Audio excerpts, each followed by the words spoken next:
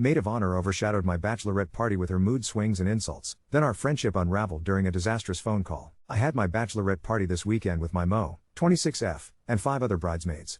Mo made several rude comments toward me, and at times toward other girls, in front of the whole group.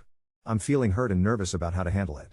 For context, Mo and I have been best friends since college, about 6 years, much longer than I've known my other bridesmaids. I chose her as my Mo because we've been friends for so long and she's like a sister to me. As part of her role as Mo, she was in charge of planning the trip, but about 2 weeks before, several bridesmaids told me they hadn't received any info yet and were getting worried. I called Mo to check in and realized close to nothing had been planned. I figured she must be stressed out and needed support but was nervous about asking for it, so I suggested pairing her with another bridesmaid who's really good at trip planning to help. She seemed totally fine with this. Bridesmaid took charge of planning the key activities during the day while Mo planned everything else like where to eat and having a movie night. Fast forward to the trip. Mo was really excited about the decorations she bought. She wanted to deck out the Airbnb with decorations so that I could walk into a big surprise. She made it clear that she wanted to set up all the decorations alone. She said it would stress her out more to have other people trying to help. I asked if she was sure. She was, and we all respected her choice. We all had a much longer drive, so we were going to be getting there later anyways. Unfortunately, one of her big decorations didn't turn out as planned, and she was really upset about it. I really felt for her because I know I'd be upset too if I was in her shoes. So when I got there, I hyped up everything she did and told her that it all looked amazing, but I don't think it cheered her up that much. The next morning, she seemed to be feeling better, and we had a really sweet moment getting ready together. She even helped me do my hair and clip in my bridal bow, which was really sweet. But then at brunch, things got weird and uncomfortable for everyone. Mo and another bridesmaid were showing each other music, and I playfully recommended a song because me and another bridesmaid were joking around about it the night before. When I asked her what she thought, she very bluntly went, "I didn't like it." I laughed and said, that was so rude." In a playful way to gently call her out while not making it awkward, but she just doubled down, "I'm not being rude. I just don't listen to shit like that." It was awkward and I was really hurt by her tone, but I let it go. But then, while I was mid-conversation with other bridesmaids, she interrupted to tell me that another girl also didn't like the song. At that point, I was just like, well, at least that was a little nicer. She doubled down again, insisting that she wasn't being rude, and I just said okay. And turned back around. The rest of the trip, her mood was all over the place. Sometimes we were fine, other times she was distant. One night, while we were all hanging out and watching a movie, she just went to her room without saying anything. I went to go check on her before going to bed, but she looked like she was asleep and I had a killer headache from all the day drinking, so I just went to bed. The next morning, she was clearly in a mood again. At one point, she was asking if I wanted some plastic wine glasses we got from a winery. I said I wasn't sure but would take them if no one else wanted them, and she coldly said, "You said you wanted them." I never said this. I was kinda thrown off and said that I was just excited they were free but didn't say I wanted them. But she just goes, "Dude, if you don't want them, just throw them away." It was so weird and tense, and the other girls who were in the room were just silent and visibly uncomfortable. When we were all saying goodbye before leaving the Airbnb, I hugged her, thanked her for everything, and told her I had a great time, but she just kind of went, "Thanks." It felt off. But I didn't really know what to say, so I just kinda left it at that. One of the bridesmaids later brought it up to me, saying she was uncomfortable with how Mo treated me and that she seemed rude to others too, like when she was loudly making fun of one of the girls for how she put her bow on. There's a few other things that happened that made me and the girls uncomfortable, but this post is already super long, so I won't get into it. I'm super anxious about this situation, but I feel like I need to talk to her. I'm thinking of asking her for a phone call and asking if something was going on that she wasn't telling me. Then, after hearing her out, I'd tell her that I felt hurt and embarrassed by how she treated me in front of everyone and that I don't think friends should talk to each other like that. I also want to make it clear that this can't happen on my wedding day. Is the phone call a good idea? How do I ask for it? And how can I communicate to Mo how I feel and my expectations going forward without making things worse? Thanks. Edit. I want to follow community rules, so I won't be providing a full update with this edit. But wanted to quickly let anyone reading this post know that I ended up having a phone call with my now ex Mo. It went horribly, as you can probably tell by the outcome, but it's for the best for everyone. Happy to provide a full update in a few days if anyone cares for it. But just wanted to add this here so no one feels the need to give advice on a situation that's escalated possibly beyond repair. LOL. Update 1. After my last post, I reached out to my Mo through text asking if she was free to talk on the phone after work. Important background info: Mo and I had an agreement in our friendship that we'd let the other person know if they did anything that was hurtful or offensive and to not bottle things up. This was mainly to reassure me because while Mo was very quick to bring things up and ask for apologies, I am more conflict averse. This is important for later. Mo calls me after work and I start off by saying I felt some tension between us during the trip and wanted to ask if something was going on that I didn't know about. She immediately brought up brunch, saying I was condescending and embarrassed her. I told her I understood and apologized. Then, I brought up my own feelings about that same interaction and the way she spoke to me the last morning. She asks what exactly she did the last morning. So I gently explain the interaction with the wine glasses and how it made me feel. She insists I did say I wanted them. When I try to de-escalate, she cuts me off and is like, no op, you did say that. You were just too drunk off your fucking ass to remember. You asked me to hold the wine glasses for you and I asked, other bridesmaid, what to do with them and she said that she thinks you want them. For context, I was not too drunk to remember. This happened at the second vineyard we went to a total of 3, and I had only done one wine tasting and shared a second with 2 other girls at that point. So the total amount of wine I had by then was equal to about 1.5 glasses of wine. I may be a lightweight but I am not that light. I was definitely happy and bubbly but my memory was fine. Regardless, I repeat to Mo that it's okay if we're remembering things differently. I don't want this to turn into a back and forth on who was right and who was wrong. I just want to have a healthy conversation about how we were both feeling that weekend. And I was feeling hurt and embarrassed with the tone she was using when speaking to me. And she blows up at this. She starts yelling and cussing me out. She's like, oh my fucking god op, you've gotten way too fucking sensitive recently. Like, are you fucking serious right now? You're hurt about the wine glasses? Like, are you joking? You and fiancé have always been so condescending to me and I'm fucking sick of it.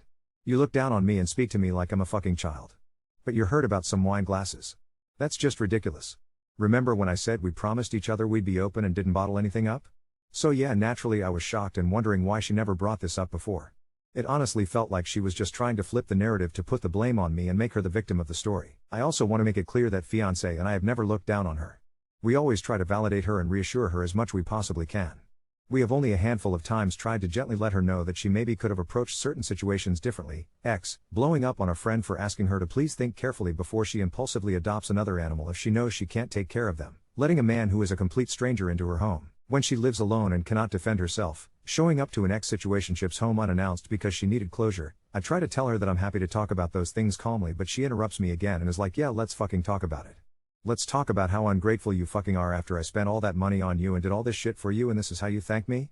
By getting so hurt over some fucking wine glasses?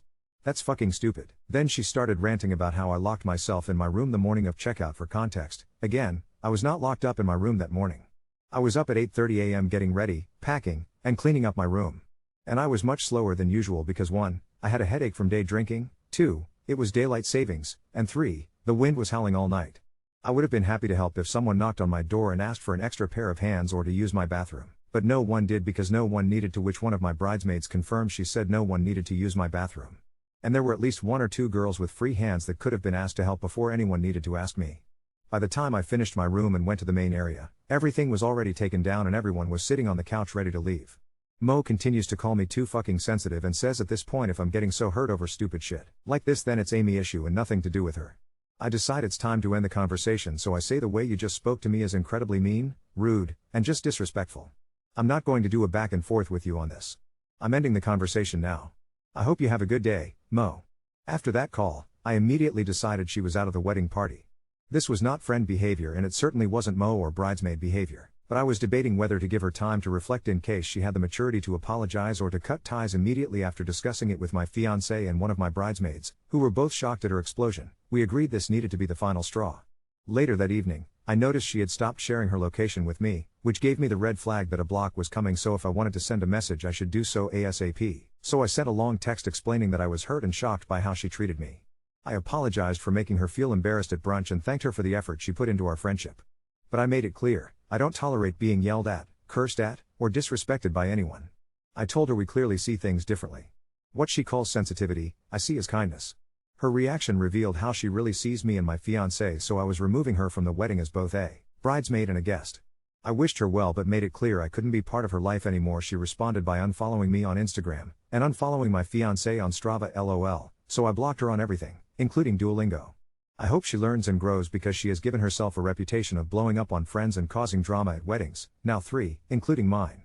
And yes, I did consider this when choosing her as a Mo, but there was some nuance with the pros and cons that I won't get into right now to spare y'all more words to read. To future wedding couples, choose your wedding party wisely. And if someone shows you their true colors, believe them. If they treat other people terribly, don't dismiss it and think they would never do the same to you because of what good friends you are. One day it will eventually be directed towards you. I may have made the mistake of including her, but I made the right choice by not letting her stay. Update 2. After I sent my final message to now ex-Mo, and blocked her on every platform, except Goodreads, which I didn't realize existed as social media until later. Shout out to the person who messaged me to say she's giving your audiobook 1 star. I honestly expected radio silence from everyone else. I figured, that's it. Done. House cleaned. Not so much. Within 24 hours, 2 of the other bridesmaids texted me saying they were so relieved at my decision. One even admitted she was nervous every time Mo was around because she knew the mood could flip at any second. Apparently, the rudeness at brunch wasn't even close to the worst thing. She'd made side comments the whole trip to everyone, trashing the snacks people brought, laughing about how basic some of our outfits were, and even mocking the playlist someone made for our big night out. I honestly felt awful that I'd let this go on, but, as you all cautioned, sometimes you miss what's right in front of you when you're wearing long-time friendship blinders. The most shocking message, though, was from bridesmaid trip planner, let's call her Jen, who said, "There is something I should tell you. Can we chat?" So, Jen and I jump on Zoom that night, and she looks genuinely nervous, fiddling with her hair. She tells me that during the planning process, Mo repeatedly referred to me as the princess and made jokes about how ops life is so easy, she'll cry if her bobby pin falls out. Jen said she tried to shut it down, but Mo would just laugh and roll her eyes, once even muttering, 6 years stuck as her sidekick, time for my solo. But hold on, it gets even weirder. Apparently after the Bachelorette weekend, Mo sent Jen a long, rambling voice memo. I'll spare you the full transcript, but the gist was, Mo accusing everyone, not just me, of being bought off by Op because Jen Venmo'd for groceries, instead of just paying cash. Like, Mo genuinely believed there was some Venmo cabal, and even suggested I was manipulating everyone with my bridal energy, which, by the way, if anyone finds my bridal energy, please return it, because all I feel is tired and kind of sticky from trialing too many setting sprays. Oh, and apparently the morning after weirdness with the wine glasses. Mo had convinced herself I was mocking her taste and taking things just to spite her, which might explain why she was so cold at checkout. Wild, untrue, but wild. With all this open air, the other girls suggested a debrief brunch at my place, minus Mo, obviously. I was a little wary, what's the point? But I said yes. They all trickled in carrying muffins, hugs, and every manner of apology you can imagine, for not stepping in sooner, for not telling me how bad it had gotten, for not calling out Mo when she set off everyone's anxiety, sitting around my kitchen table sobbing, then laughing. I realized, this was the bridesmaid bonding I'd wanted all along. One of the girls, who barely knew the others before, said, honestly, it's like we can breathe again. We called it the Bachelorette brunch. We drank mimosas, played my cursed playlist, everyone actually loved the song she trashed, and even crafted little team op pins. Cheesy but perfect. There were callbacks to inside jokes from the weekend, except this time, everyone was supportive rather than sharp. I realized having one toxic person removed made all the difference. Okay, here's where things get unexpected. About 3 days after the brunch, a physical letter shows up at my apartment, addressed by hand. The envelope just says for Op. Sorry. At first I think, spam? An MLM? Mo cursing me with a moonwater hex? None of the above. It was a 2-page, very messy scrawl that started, I'm at my lowest. I know you won't talk to me, but I owe you an explanation. She went on to admit she'd been struggling with depression, felt out of place and jealous now that our little 2-person world was expanding with new friends and, she confessed, felt like she'd lost me. She apologized for ruining your bachelorette, and admitted she's always felt like she wasn't enough. It was actually devastating. But, here's the kicker, she also revealed that she'd gotten in a screaming fight with her identical twin sister the day before the trip, which had completely destabilized her, and set her into a self-destructive spiral. I did not even know she had an identical twin. This is some Parent Trap level backstory, she wrote, you're probably never going to forgive me, but you were the only friend who ever gave me the chance to mess up and try again. I just messed up too badly this time. She ended it with, I hope your wedding is beautiful. I'm really sorry I made you doubt yourself or made you afraid to have fun. Remember to do the curse dance at your reception for me. I didn't really know how to feel. Relief, sadness, a strange pride that at least my boundaries held and some compassion. No, I didn't unblock her. I'm not going to, because her apology was for her, not for me. But I did take a minute to text her a quick, thank you for your letter. I wish you healing and hope you can start again with some people who treat you well, and who you treat well in return. The girls are all still in the bridal party. Jen volunteered to step up as Mo, complete with a pink sash. We all bedazzled together. We've got new inside jokes, plans for fancy cocktails at the reception, and a whole wardrobe of jokes about unclaimed wine glasses. They will be centerpieces at my rehearsal dinner, obviously. If I see her out in the universe, I'll wish her well. But my wedding, my friends, my joy, they're mine again. It's now live on Spotify as Op's ridiculously good and apparently controversial Bach playlist. 12 followers and counting. Thanks for reading. I hope someone out there can learn from my experience, and also remember that sometimes a friendship ending isn't a failure. Sometimes, it's just the start of something healthier, for both of you. Update 3, here's what happened after all that. Brace yourselves, because the universe refused to let this drama fade quietly. Wedding planning, take 2, and 3. First, token Reddit advice confirmed, nothing prepares you for that special combo of wedding stress and ex-best friend fallout. I was basking in the glow of my team op re-Bachelorette, genuinely convinced the Mo drama was tidily in the rearview. That lasted a week, maybe. The morning after my controversial Bach playlist went minorly viral, the girls' group chat decided anyone at work who played it was in the secret club. I got a panicked call from my mom. She'd just gotten a Facebook friend request from Mo. That would be fine, except, 1. My mom is 62, thinks Zuckerberg is secretly watching her launder socks, and, 2. Mo had never contacted her in the 6 years we'd been friends. I texted the bridesmaids, now officially the council, and, hilariously, 2 more moms reported getting similar mysterious requests. One mom thought maybe we were planning a mother-daughter secret shower. Plausible? Maybe. Weird? Very. A couple days later came Croissant's gate. I had lunch with Jen, now my new, infinitely more chill Mo, and we ran into, wait for it, Mo's identical twin. Here's where the plot thickens, Lifetime style. The twin, Lila, cornered me in the bakery line and asked if we could talk about what happened to her sister. Apparently Mo had not only lost our friendship, but also torched several other relationships, including Lila's boyfriend, who Mo still insisted was her only real friend.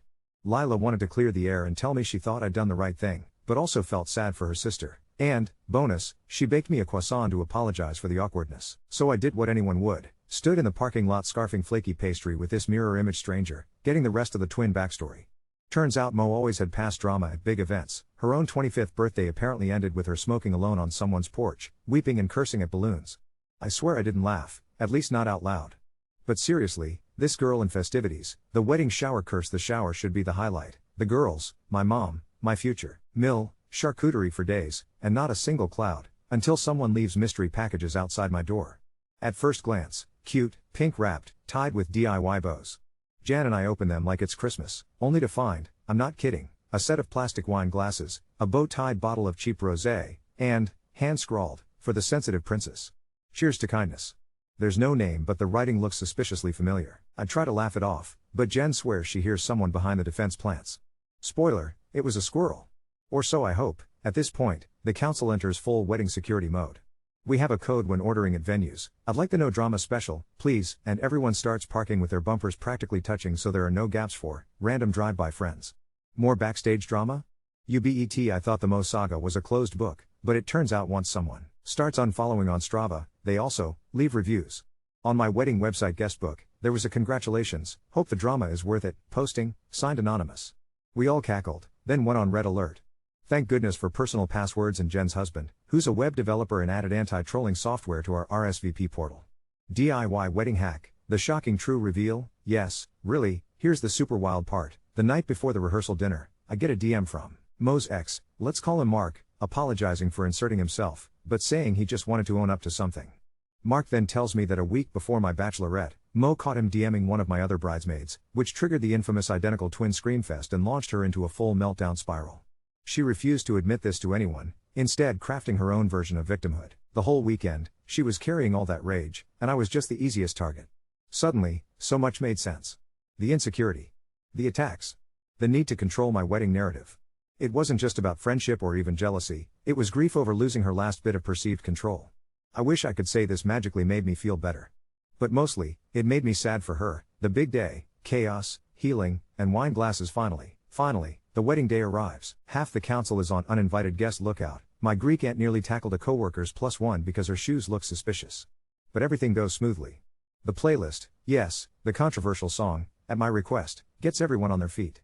The infamous plastic wine glasses become a running joke. We slip them onto tables, sign them, and by night's end, I'm basically drinking from mine like a trophy. But the real plot twist?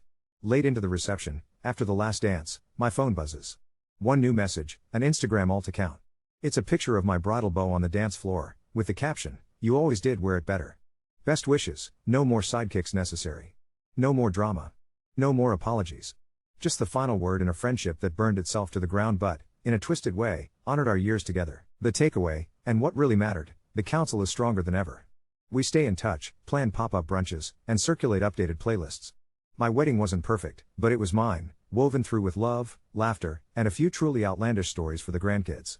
Here's what I know, boundaries protect real friendships.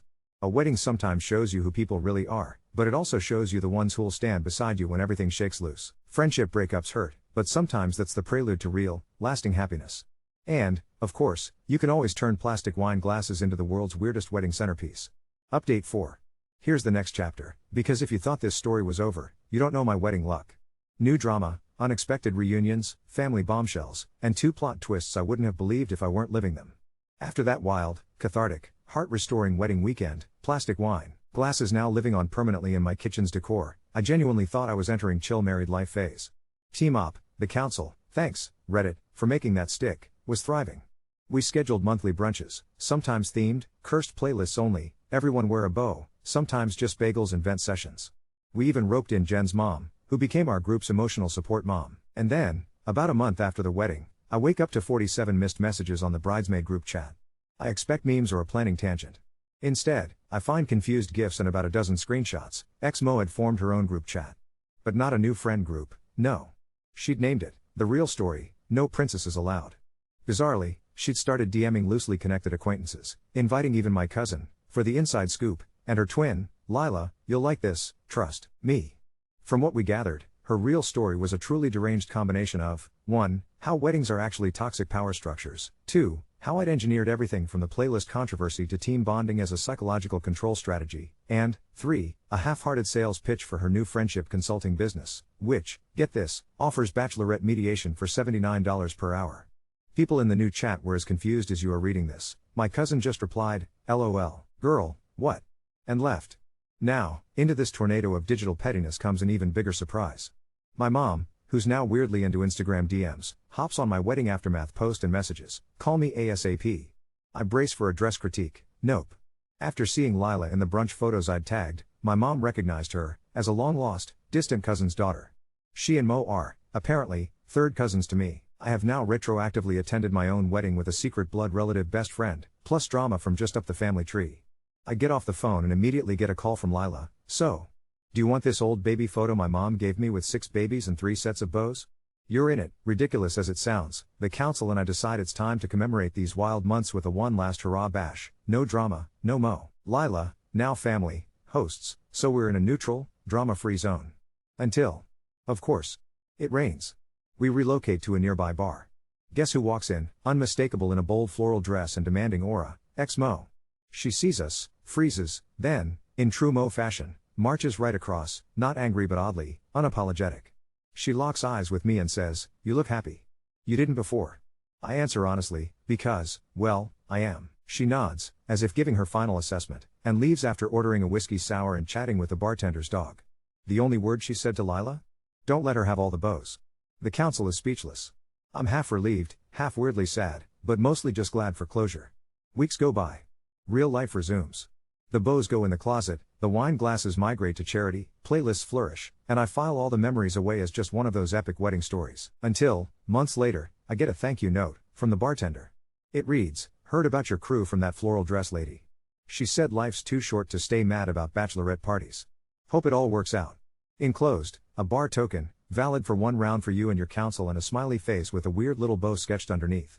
Now, Team Op is cemented. Monthly drinks, group book swaps, fancy cocktail nights, with dramatic flair and zero drama. Our motto, courtesy of Jen's mom, dress up, show up, play the playlist, bring snacks, and never apologize for needing boundaries.